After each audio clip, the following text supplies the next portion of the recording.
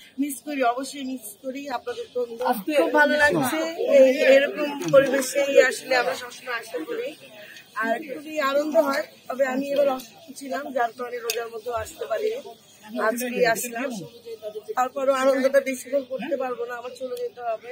পায়ে ব্যথা আর বাচ্চাকে ইনশাআল্লাহ আশা করি যাদের জয়ী হওয়া দরকার তারাই যেন হয়। যারা জয়ী হবে তাদের কাছে প্রত্যাশা এটাই চাই যেন আমার যারা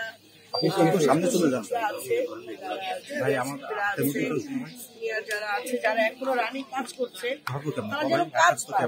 শিল্পী সমিতি থেকে একটাই আশা, যেন সবাই কাজ পায়। এই তো আর আগে একটা সময়